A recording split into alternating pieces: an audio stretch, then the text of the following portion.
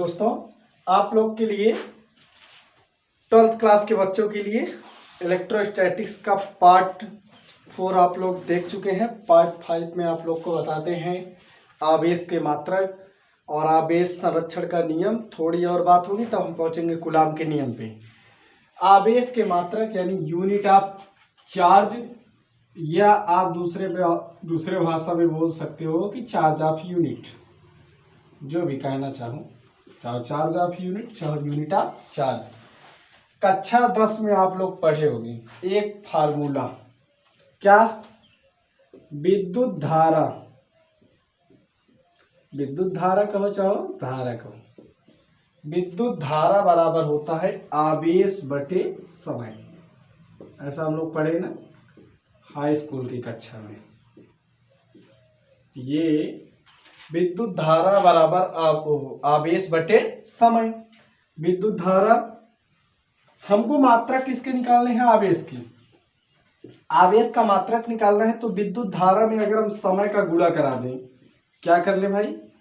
विद्युत धारा गुणे समय, तो यहाँ पे क्या आएगा? आवेश। यानी अगर आवेश का मात्रक हमको निकालना है तो विद्युत धारा गुणे समय करा दो, जो आएगा वो आवेश का मात्रक होगा। विद्युत धारा को मापा जाता है, शायद आप लोगों ने सुना भी होगा, एम्पियर। समय को किसमें? सेकंड। यानी आवेश का मात्रक क्या निकल के आया? आवेश का मात्रक होता है ampere into second. Ampere into second का एक नाम होता है कूलाम। यानी एम्पियर इंटू सेकंड को हम क्या कह सकते हैं? कूलाम। कूलाम को प्रदर्शित करते हैं किससे? सी से। कूलाम कौन थे? वैज्ञानिक थे जिन्होंने आवेश के बारे में क्या किया था? बताया था आवेश का मात्रक क्या होता है? कूलाम। बात समझ में आया? विद्युत धारा बराबर आवेश बटे समय। विद्युत धारा में समय को गुणा कर दिया। विद्युत धारा को एम्पियर में मापा जाता है, समय को सेकंड में, और एम्पियर सेकंड को क्या कहते हैं? कूलाम, जिसको किसे प्रदर्शित करते हैं? सी से। तो यानी आवेश का मात्रक क्या आ गया? कूलाम। अब हम लोग यहाँ पे बात करेंगे कि आवेश के मात्रक एमकेएस या एसआई में कूलाम होता है। क्या होता है? एमकेएस पद्धति या एसआई पद्धति। एसआई में ही एमकेएस इंक्लूड रहता है, और सीजीएस में क्या होता है? वो दो अलग टाइप के होते हैं। सीजीएस में दो मात्रक ऐसे होते हैं जो अभी बात करते हैं। पहले हम लोग यहाँ पे इसको नोट करने के बाद क्या लिखेंगे? ऐसा पॉइंट बना के या एरो बना के जैसा लिखना चाहो तो आप लिखोगे क्या? आवेश का एसआई मात्रक। आवेश का कैसा मात्रक भाई? एसआई। एसआई का मतलब स्टैंडर्ड इंटरनेशनल सिस्टम, या कह लो कि international standard system. 11th class में मेजरमेंट में आपको बताया गया होगा। आवेश का एसआई मात्रक, ऐसा लिखते हैं हम लोग, आवेश का एसआई सिस्टम। एसआई सिस्टम या एमकेएस। एमकेएस इसका मतलब क्या होता है? जहां पे लंबाई को किलोमीटर, द्रव्यमान को लंबाई को मीटर, द्रव्यमान को किलोग्राम, समय को सेकंड में मापा जाए, उसको बोलते हैं एमकेएस सिस्टम। आवेश का एसआई सिस्टम या एमकेएस सिस्टम में मात्रक क्या होता है?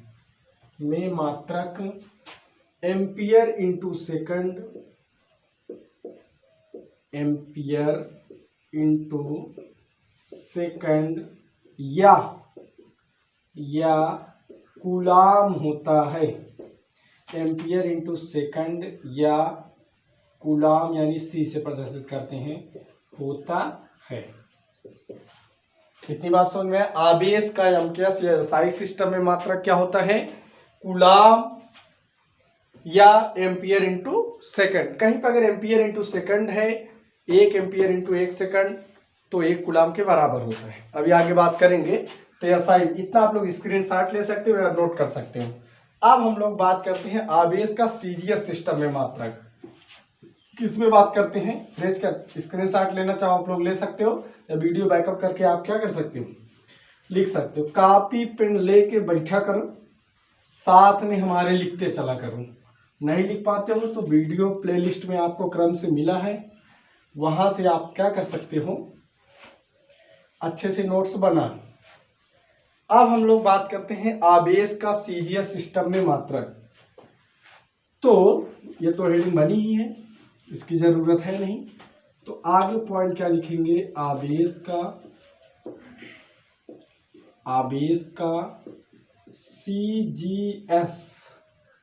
सीजीएस का मतलब लंबाई को सेंटीमीटर, द्रव्यमान को ग्राम, समय को जब सेकंड में मापा जाता है, उस सिस्टम को, उस पद्धति को हम क्या बोलते हैं, सीजीएस शॉर्टकट में।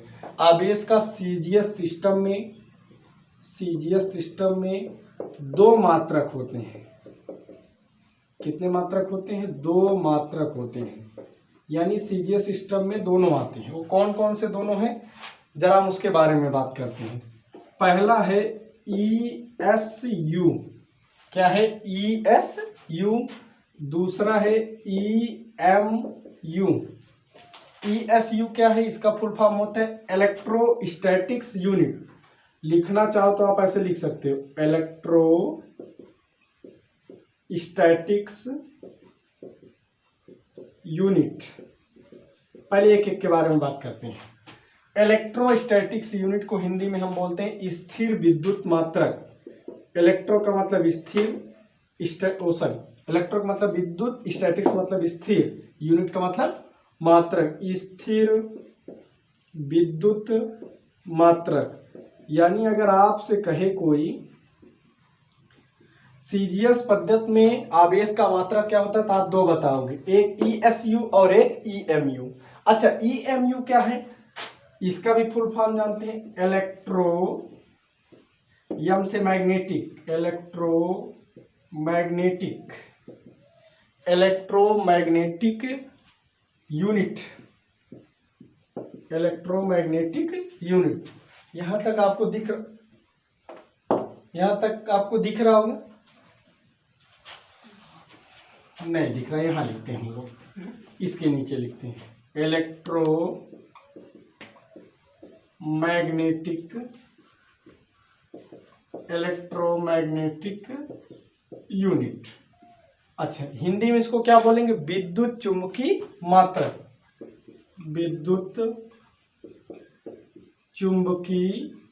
मात्रक। एक एक के बारे में बात करते हैं।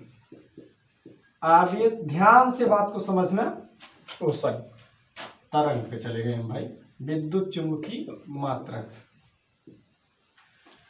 चल एक एक पे बात करते हैं। आवेश का सीजीएस में मात्रक हमने कितने बताए, दो होते हैं, एक ESU होता है और एक क्या होता है, EMU।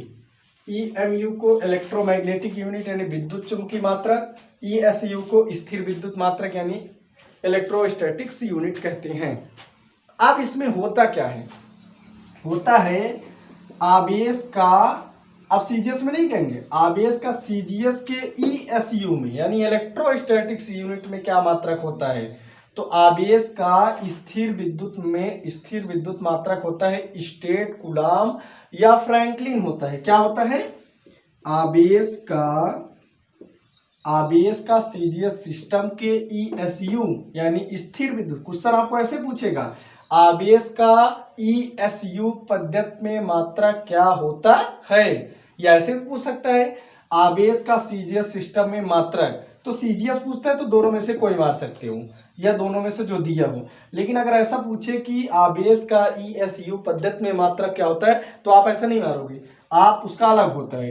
आवेश का ESU यानी इलेक्ट्रोस्टैटिक्स यूनिट स्थिर विद्युत मात्रक होता है क्या, स्टेट कूलाम। क्या होता है, स्टेट, वही राज्य वाला स्टेट कूलाम, या एक और होता है फ्रैंकलिन। क्या होता है, फ्रैंकलिन। ये सब बातें याद रखना, अक्सर एक नंबर के क्वेश्चन में ऐसे ही पूछा जाता है, स्टेट कूलाम या फ्रैंकलिन होता है। कंपटीशन में ज्यादातर ऐसे ही क्वेश्चन पूछे जाते हैं। तो आवेश का ESU पद्धति में मात्रा क्या होता है, स्टेट कूलाम या फ्रैंकलिन होता है। अब हमको एक चीज और इसमें जानना है, क्या कि एक कूलाम में कितना स्टेट कूलाम होता है। एक कूलाम में कितना स्टेट कूलाम होता है?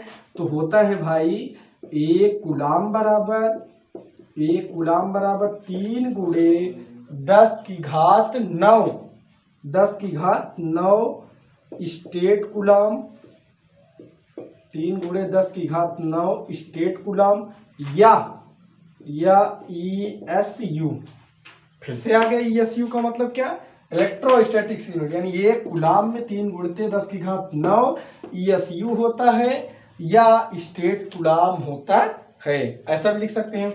अच्छा, यहां से एक चीज हम निकालें, अगर एक कूलाम में ना पूछ के कहे एक स्टेट कूलाम में, तो भाई 1 गुणे इतना कर दो, 1 छोड़ दो, तो ये भाग में हो जाएगा।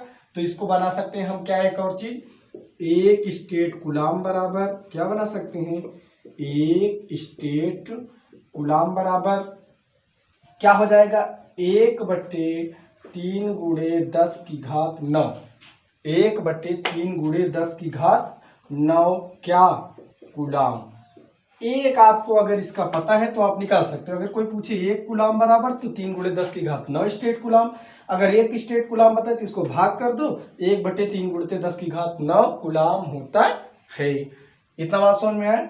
तो यानी आवेश का CGS के ESU में यानी स्थिर विद्युत मात्रक में कोई पूछे तो स्टेट कूलाम या फ्रैंकलिन होता है। एक कूलाम में कितना स्टेट कूलाम, ये भी आपको पता है, और एक स्टेट कूलाम में कितना कूलाम होता है आप ये भी देख लें।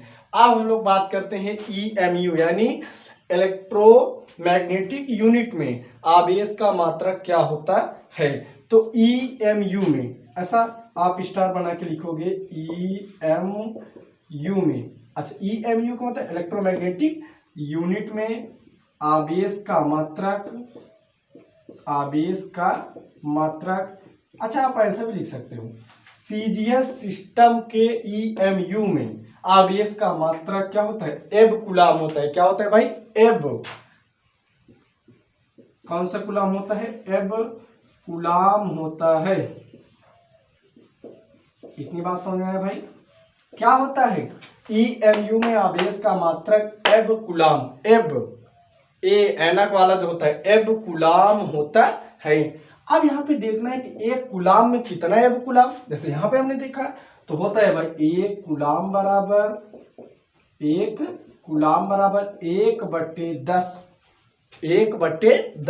एब कूलाम।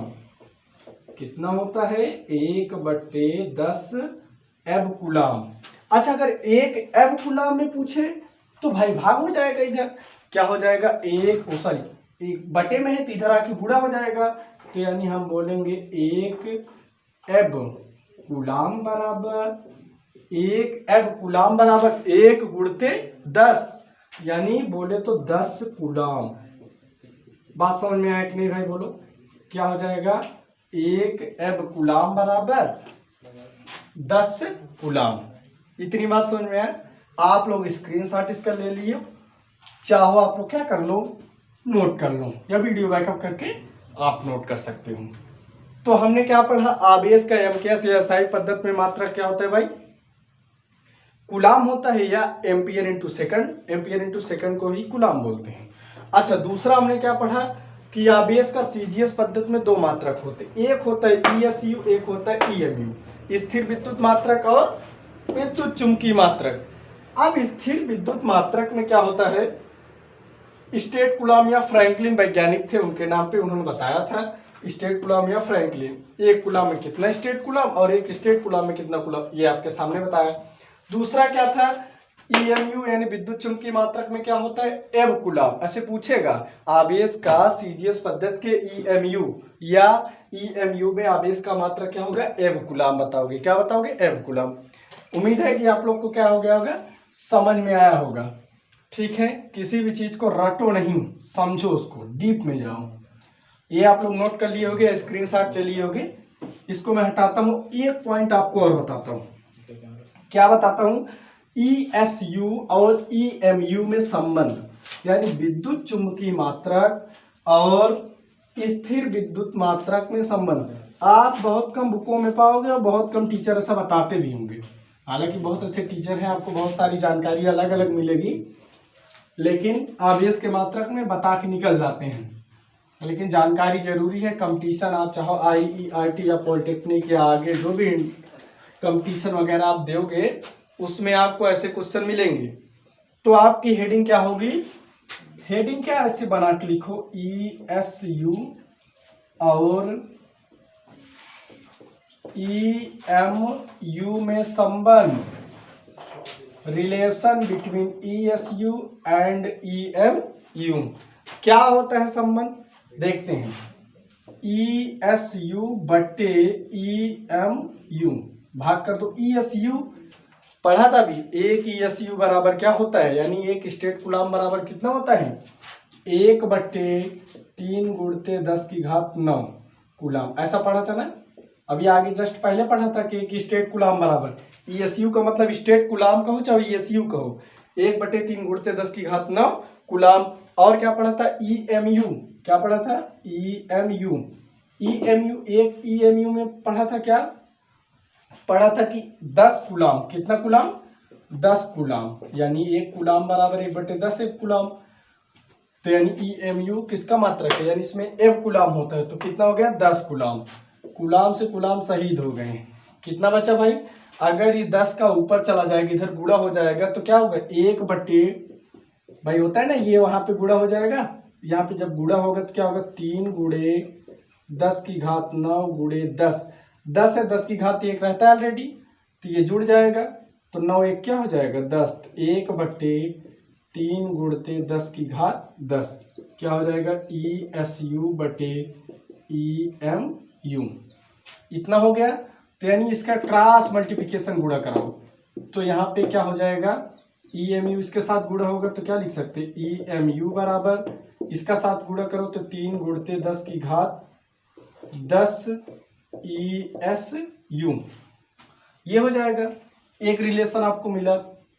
अच्छा, एक रिलेशन और आपको क्या मिल सकता है, EMU बटे ESU बराबर, ये भाग कर दो तो यहाँ पे क्या बचेगा 3 × 10⁻10, या प्रकाश का वेग, किसका वेग, प्रकाश का, हाई स्कूल में आप पढ़े होगे, प्रकाश का वेग CGS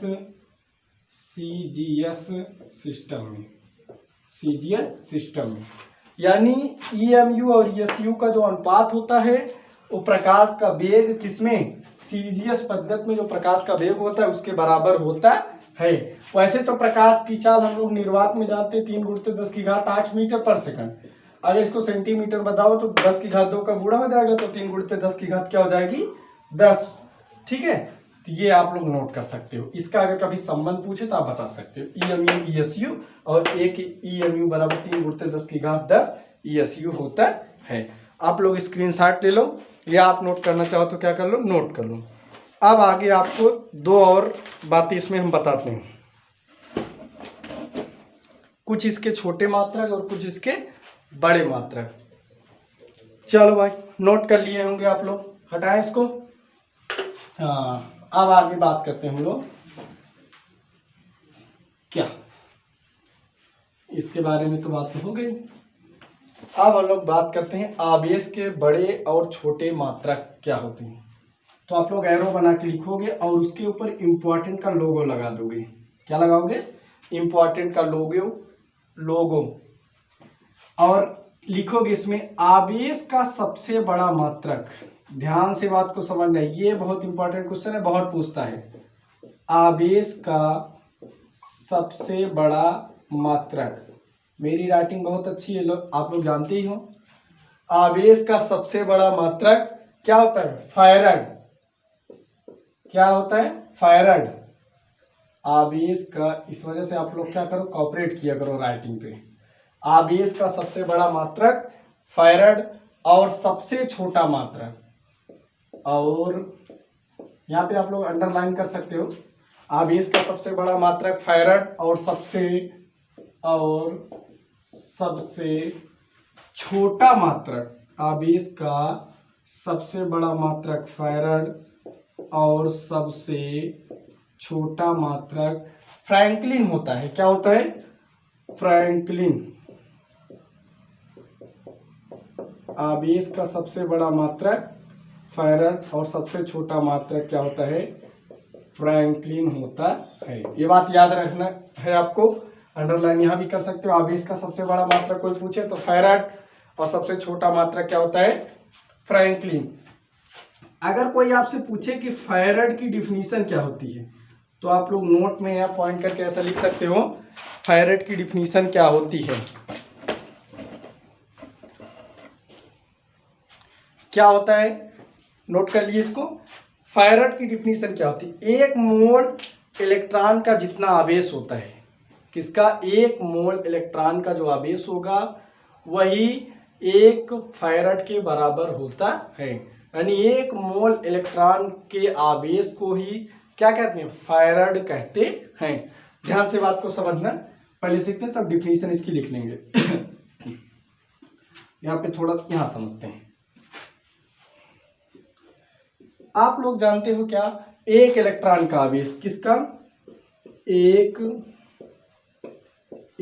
इलेक्ट्रॉन का आवेश कितना होता है, बोलो भाई।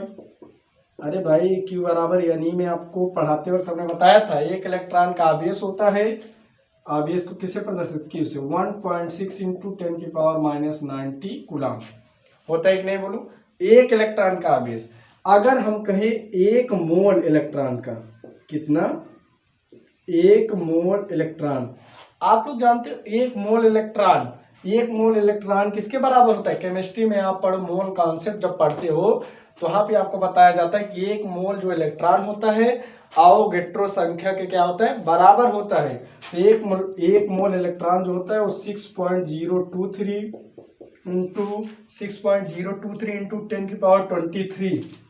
10⁻23 इलेक्ट्रॉन के क्या होता है, बराबर होता है। एक मोल इलेक्ट्रॉन जो है, एक मोल इलेक्ट्रॉन यानी 6.023 × 10⁻23 इलेक्ट्रॉन का जो आवेश होता है, क्या, आवेश Q जो होता है वो किसके बराबर होता है, हम निकाल लेंगे। Q बराबर, फार्मूला क्या पढ़ते हो, यानी एक इलेक्ट्रॉन का आवेश इतना था, लेकिन एक मोल इलेक्ट्रॉन का आवेश निकालना है।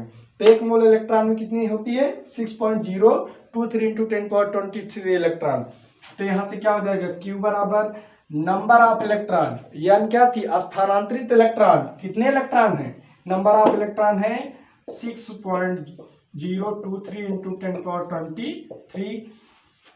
ई क्या है, इलेक्ट्रॉन का आवेश, हमको पता है इलेक्ट्रॉन का आवेश क्या होता है, 1.6 × 10⁻90 कूलम होता है। गुणा भाग करोगे आप तो क्या आएगा, 96,500, कितना आ जाएगा, 96,500 कूलम। गुणा भाग आप करोगे, घर पे बैठ के करना, तो क्या आ जाएगा, 96,500 कूलम। यही 96,500 कूलम को ही क्या कहते हैं, एक फैराड कहते हैं। क्या कहते हैं, एक फैराड। तो यानी एक फैराड बराबर क्या हो जाएगा, एक फैराड बराबर होता है 96,500 कूलम। ये भी बहुत इंपॉर्टेंट आपको, 6,500 कूलम एक फैराड। फैराड को किससे डिनोट करते हैं, F से। ये आपको नोट करना है, ये बातें ध्यान रखनी है आपको।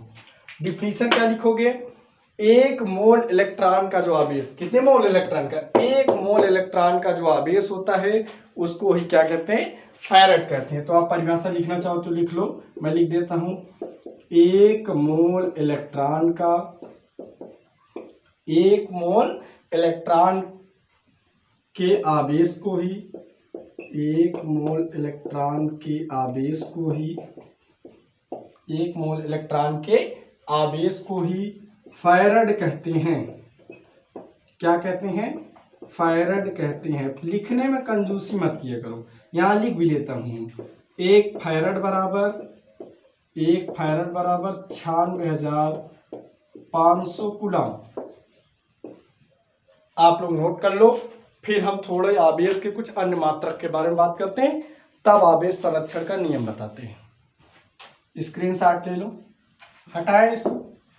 आप लोग कमेंट नहीं करते हो, कमेंट सेक्शन में आप लोग जरूर बताया करो वीडियो आपको कैसा लगा, शेयर किया करो। जितना ज़्यादा शेयर करोगे, जितना बच्चों के पास पहुंचेगा, उतना ज़्यादा हम लोग, हमारी टीम को क्या मनोबल बढ़ेगा, और हम लोग अच्छे से वीडियो बनाएंगे, और थोड़ा और ज़्यादा टाइम का वीडियो बनाएंगे, 40 मिनट का और लॉन्ग वीडियो देंगे, ताकि कोर्स आपका और जल्दी जल्दी खींचे। लेकिन आप लोग शेयर नहीं करते हो, कंजूसी करते हो। गुरुदक्षिणा में तो आपको कुछ मांगा जाता नहीं। कम से कम शेयर किया करो, कमेंट किया करो और कमेंट में ज़रूर बताया करो कि हाँ वीडियो आपको कैसा लगा। शेयर करोगे, सब्सक्राइब होगा चैनल, तो आप हमको भी मज़ा आएगा, फिर आपको भी मज़ा आएगा। लेकिन आप लोग कंजूसी करते हो। आवेश के कुछ अन्य मात्रक, अन्य मात्रक का मतलब छोटे मात्रक जो अक्सर आपको क्वेश्चन में परेशान करते हैं। आवेश के अन्य मात्रक क्या होते हैं भाई? इतने सारे मात्रक है, कंफ्यूज मत होना। सिर्फ यही आप ध्यान देना कि आवेश का मात्रक कूलाम होता है। सीजीएस में ईएसयू या ईएमयू यानी स्टेट कूलाम या एव कूलाम बताया मैंने। एक कूलाम में कितने स्टेट कूलाम, ये सब बातें हुई। और आवेश का सबसे बड़ा मात्रक ये जरूर याद रखना है, फैराड होता है। और सबसे छोटा मात्रक फ्रैंकलिन। एक फैराड बराबर 96,500 कूलाम। फैराड की परिभाषा बताया, एक मोल इलेक्ट्रॉन के आवेश को ही फैराड कहते हैं। और कैसे आया 96,500 कूलम, ये मैंने निकाल के आपको दिखाया। अब आवेश की कुछ मात्रक जैसे माइक्रोकूलम। क्या? माइक्रोकूलम। एक माइक्रोकूलम अगर आपको क्वेश्चन में दिया रहता है कि 1 माइक्रोकूलम या 10 माइक्रोकूलम, तो उसमें बच्चे कंफ्यूज होते हैं। माइक्रो को म्यू ऐसे, कूलम को सी। तो 1 माइक्रोकूलम यानी इसको ऐसे लिखेंगे हिंदी में से, शॉर्टकट में ऐसे। 1 माइक्रोकूलम बराबर होता है 10 की घात -6 कूलम। कितना होता है? 10 की घात -6 कूलम। एक नैनो, एक नैनो कूलम। ये सब 11th में आपको नैनो बताया गया होगा, माइक्रो, नैनो, पिको। एक नैनो कूलम बराबर क्या होता है? अच्छा, इसको शॉर्टकट में कैसे लिखेंगे? एन सी से। सी का कूलम और एन मतलब नैनो। एक नैनो कूलम बराबर क्या हो जाता है? 10 की घात -9 कूलम। नैनो की बात पीछे क्वेश्चन में आया भी था, नैनोग्राम करके आया था, हमने चेंज करके बताया था। और एक पीको कूलम। अच्छा, आप लोग को एक बात और बताई गई थी, अगर आपको कन्वर्जन में दिक्कत हो, मीटर, सेंटीमीटर, ये सब चेंज करने में, तो आप लोग जरूर कमेंट बॉक्स में बताइए। हम उसको एक क्लास अलग से क्या करेंगे, चेंज करने के लिए आपको बताएंगे। तो एक पीको कूलम बराबर 10 की घात -12 कूलम। और एक मिली कूलम, एक मिली क्या होता है भाई? एक मिली कूलम यानी m, शॉर्ट में मिली को और कूलम को c से। एक मिली कूलम बराबर 10⁻³ कूलम। ये कुछ है, इसको आप नोट कर लीजिए। आप स्क्रीनशॉट ले लीजिए, फिर आगे बात करते हैं।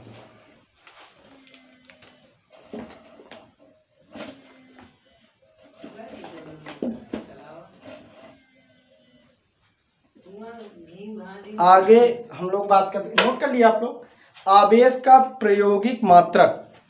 बस ये लास्ट है, फिर आवेश संरक्षण का नियम पढ़ते हैं, बहुत मजा आएगा। एकदम सिंपल है, मक्खन हो जाएगा। हटाए इसको भाई। चलो, प्रायोगिक मात्रक, प्रायोगिक रूप से क्या बुलाते हैं? प्रायोगिक रूप से आवेश का मात्रक आप लोग को बताते हैं। आवेश का प्रायोगिक मात्रक, आवेश का प्रायोगिक मात्रक क्या होता है भाई? आवेश का प्रायोगिक मात्रक, आवेश का प्रायोगिक मात्रक होता है एम्पियर घंटा। आवेश का प्रायोगिक मात्रक क्या होता है? एम्पियर घंटा। या फैराड भी होता है। क्या होता है? फैराडे। वही फैराड, फैराडे को ही फैराड बोला गया शॉर्टकट में, फैराडे वैज्ञानिक का नाम था। अगर प्रायोगिक मात्रक में आपको कोई पूछे आवेश का प्रायोगिक मात्रक क्या होता है, तो आप बताओगे एम्पियर घंटा होता है या फैराडे होता है। और अभी हमने पढ़ा है कि एक फैराडे बराबर कितना होता है? 96,500 कूलम। एक फैराडे बराबर क्या होता है? 96,500 कूलम। ये बात जानते हैं हम लोग। एक फैराडे बराबर 96,500 कूलम। और हमने बताया कि क्या होता है प्रायोगिक मात्रा, क्या होता है? एम्पियर घंटा। तो एम्पियर घंटा बराबर क्या होता है? एम्पियर, एक एम्पियर, ध्यान से बात को समझना, एक एम्पियर गुणे घंटे। एक घंटे में कितने सेकंड होते हैं? क्योंकि आवेश का मात्रक जो कूलम है वो क्या होता है? एम्पियर इंटू सेकंड को ही कूलाम बोलते ना। तो एम्पियर घंटा यानी 1 फैरड बराबर 96,500 कूलाम होता है। तो 1 एम्पियर घंटा बराबर क्या होगा, 1 एम्पियर 1 घंटे में कितना सेकंड होता है, 3600 सेकंड। कितना सेकंड होता है, 3600 सेकंड। तो यहाँ पे क्या निष्कर्ष निकल के आया, एम्पियर घंटा बराबर, यहाँ पे क्या हो जाएगा, गुणा हो जाएगा तो क्या हो जाएगा 3600, क्या हो जाएगा 3600 ampere into second. Ampere into second पीछे पढ़ा, एम्पियर इंटू सेकंड को क्या कहते हैं, कूलाम कहते हैं। क्या कहते हैं, कूलाम। तो यानी क्या हो जाएगा 3600 कूलाम।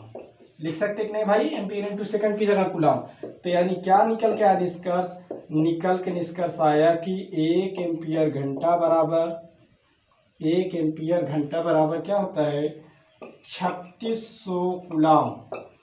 क्या होता है 3600 कूलाम। आप लोग नोट कर लो, 1 एम्पियर घंटा बराबर क्या होता है 36 कूलाम। और प्रायोगिक मात्रा क्या होता है एम्पियर घंटा। और चूंकि हम लोग जानते हैं 1 फैराड बराबर 96,000 कितना होता है 500 कूलाम। नोट कर लो। आपको बात करते हैं आवेश संरक्षण का नियम, law of conservation of charge क्या होता है, इस बात को हम लोग देखते हैं। फिर उसके बाद नेक्स्ट वीडियो आप लोग को मिलेगा। हटाए इसको भाई, आप लोग हेडिंग बनाएंगे आवेश संरक्षण का नियम। आवेश संरक्षण का नियम हेडिंग लगाओ भाई, क्या आवेश संरक्षण का नियम। ध्यान से समझना, आवेश संरक्षण का, आवेश संरक्षण का नियम,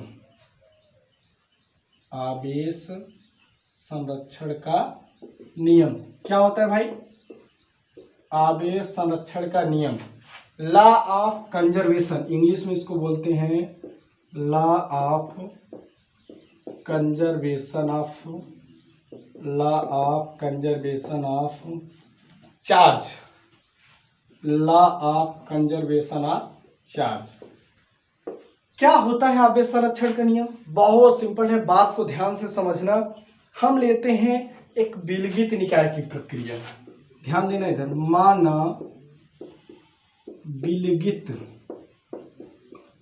माना विलगित निकाय की प्रक्रिया में, विलगित निकाय की प्रक्रिया, ये विलगित निकाय क्या होता है, पहले दो बातों पर हम चर्चा कर लेते हैं।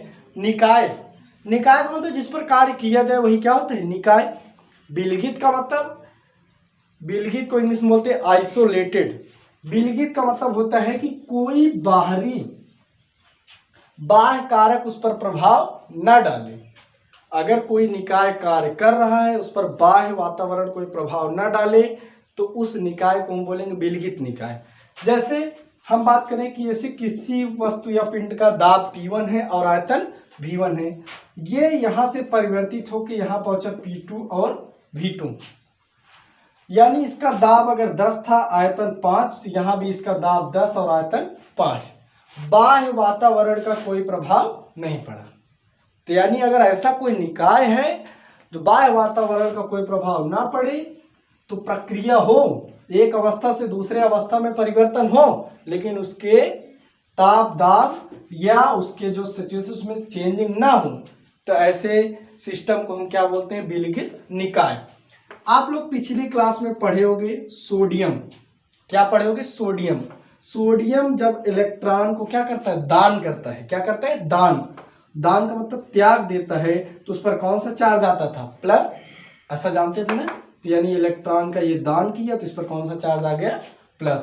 क्लोरीन को पता है, पिछली क्लास में बताया था फर्स्ट लेक्चर में, क्लोरीन एक इलेक्ट्रॉन को ग्रहण कर लिया तो क्या बन गया Cl माइनस, हुआ कि नहीं। अब ध्यान देना इधर, यहाँ पे सोडियम लेते हैं और क्लोरीन लेते हैं, सोडियम पे चार्ज प्लस क्लोरीन पे चार्ज माइनस। अब ये रिएक्शन करके क्या बना है NaCl, सोडियम क्लोराइड। ये देखो कि रिएक्शन यानी प्रक्रिया होने के बाद का है, कब का है प्रक्रिया के पश्चात। ध्यान से बात को समझना, आपको आवेश संरक्षण का नियम तुरंत पता चल जाएगा, प्रक्रिया के पश्चात। और ये कब का है भाई प्रक्रिया के पूर्व, यानी जब रिएक्शन होने से पहले का है। प्रक्रिया के पूर्व, इतनी बात समझ में है। प्रक्रिया के पूर्व सोडियम धनावेश प्लस है, क्लोरीन पे कितना है माइनस, रिएक्शन हो गया तो प्लस माइनस उदासीन हो गया, क्या बना सोडियम क्लोराइड कंपाउंड, यानी एक यौगिक बना। ये प्रक्रिया के बाद अब इसमें आपको देखना है कि आवेश संरक्षण का नियम क्या होता है क्या नहीं।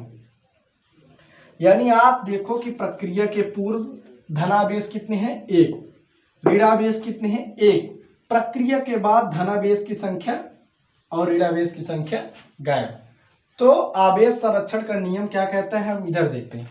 ऐसे कॉलम बनाते हैं, कॉलम क्या बनाते हैं, प्रक्रिया के पूर्व, क्या बनाते हैं, प्रक्रिया के पूर्व, यानी प्रक्रिया यानी रिएक्शन होने से पहले, और इधर एक कॉलम बनाते हैं प्रक्रिया के पश्चात। ध्यान से समझना बात को, आपको बात एकदम समझ में आएगी, मक्खन हो जाएगा आवेश संरक्षण का नियम। प्रक्रिया के पश्चात पहला पॉइंट, कुल धनावेश, कैसा भाई, कुल धनावेश, एक, इधर थोड़ा सा यहाँ पे पहला पॉइंट आपको हम बात करते हैं क्या, कुल धनावेश। अच्छा, दूसरा पॉइंट कुल ऋणावेश, कुल ऋणावेश।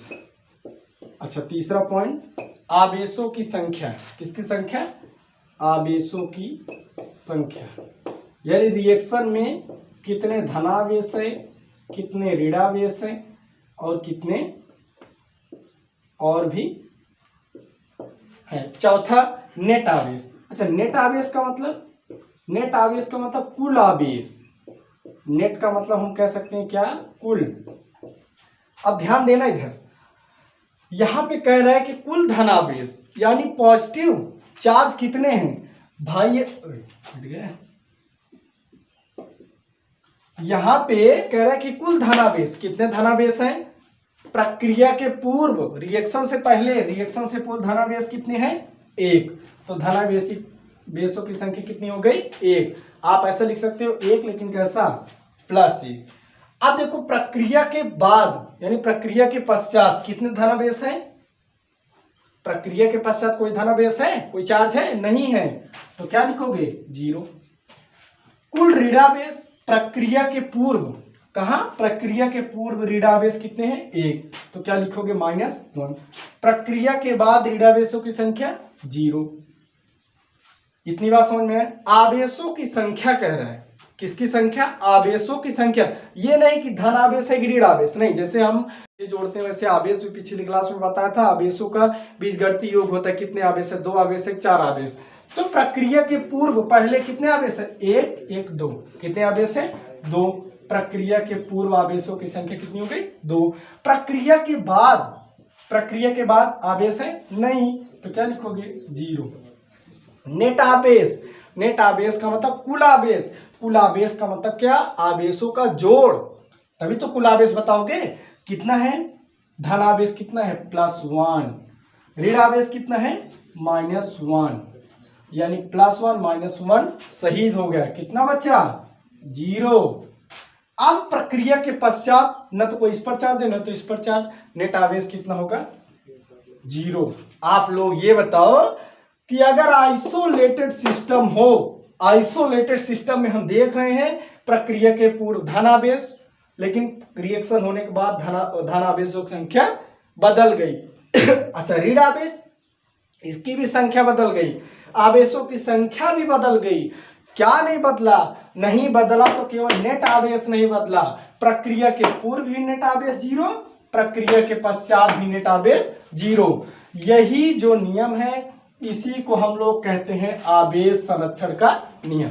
यानी आवेश संरक्षण का नियम ये कहता है कि आवेश संरक्षण में जो नेट आवेश होता है यानी कुल आवेश होता है वो प्रक्रिया के पूर्व वही रहता है और प्रक्रिया के बाद यानी नेट आवेशों की संख्या में कोई परिवर्तन नहीं है, तो वह आवेश संरक्षण का नियम कहलाता है।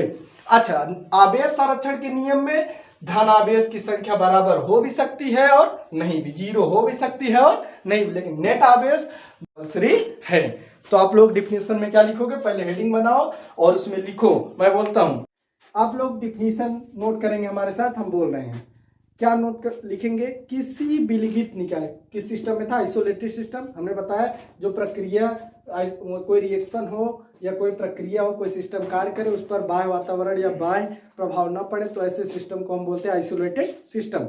तो देखो, किसी विलिखित निकाय की प्रक्रिया में किसी, इसको आप स्क्रीनशॉट ले सकते हो और या तो वीडियो बैकअप करके लिख लो, लेकिन डिफिनीशन लिखने के बाद ये सब नोट करना। तो डिफिनीशन लिखेंगे हम लोग क्या, किसी विलिखित निकाय की प्रक्रिया में, किसी विलिखित निकाय की प्रक्रिया में प्रक्रिया के पूर्व, किसी विलिखित निकाय की प्रक्रिया में प्रक्रिया के पूर्व तथा प्रक्रिया के पश्चात, यानी बाद, प्रक्रिया के पूर्व तथा प्रक्रिया के पश्चात, प्रक्रिया के पश्चात नेट आवेश, प्रक्रिया के पश्चात नेट आवेश, नेट आवेश या कुल आवेश भी लिख सकते हो। नेट आवेश प्रक्रिया के पूर्व तथा प्रक्रिया के पश्चात यानी बाद, नेट आवेश बराबर रहता है, नेट आवेश बराबर रहता है या संरक्षित रहता है। यानी किसी विलिखित निकाय की प्रक्रिया में प्रक्रिया के पूर्व तथा प्रक्रिया के पश्चात नेट आवेश बराबर रहता है, यानी या संरक्षित रहता है। इसे ही आवेश संरक्षण का नियम कहते हैं, इसे ही आवेश संरक्षण का नियम कहते हैं। नोट पॉइंट आप लोग एक बना के लिखेंगे। नोट पॉइंट में इसको आप स्क्रीनशॉट ले सकते हो या वीडियो बैकअप करके आप नोट कर सकते हो। डिफिनीशन लिखने के बाद एक नोट पॉइंट लिखेंगे, फिर आप लोग इसको छाप लेंगे अपनी कॉपी पे। स्क्रीनशॉट लिए होंगे ना, वीडियो बैकअप करके आप क्या कर सकते हो, देख सकते हो। नोट में आप लोग क्या लिखोगे, नोट में लिखोगे कि कुल धनावेश, क्या लिखोगे, कुल धनावेश कामा कुल ऋणावेश, कुल धनावेश कामा कुल ऋणावेश तथा आवेशों की संख्या, कुल धनावेश तथा कुल ऋणावेश तथा आवेशों की संख्या संरक्षित हो भी सकती है, संरक्षित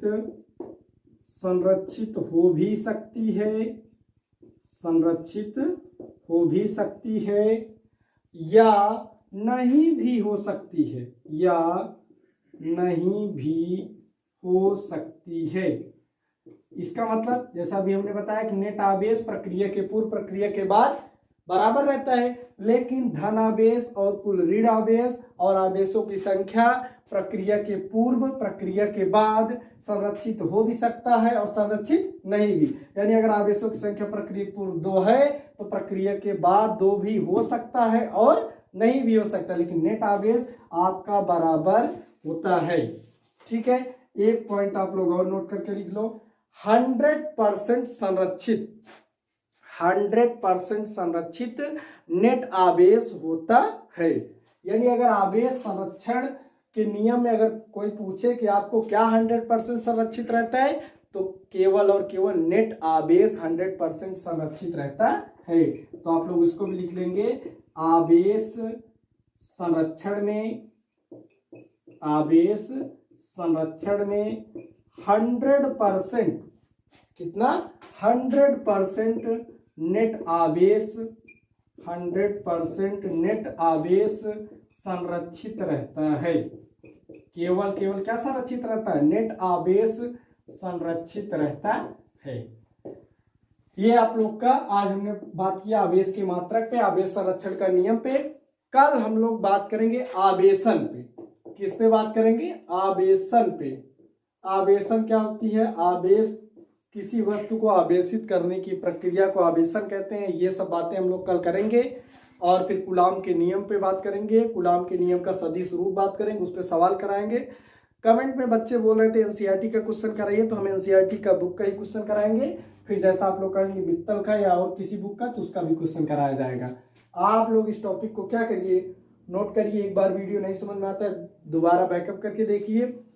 कमेंट सेक्शन में आप जरूर बताइए कि वीडियो आपको कैसा लगा, और ज़्यादा से ज़्यादा बच्चों को आप शेयर करिए, चैनल को सब्सक्राइब करिए और लाइक करिए, और आप बेल आइकन को जरूर दबाएं, जिससे आपको कोई वीडियो अपलोड होता है तो आपको नोटिफिकेशन आपके पास जल्द से जल्द पहुंच जाए।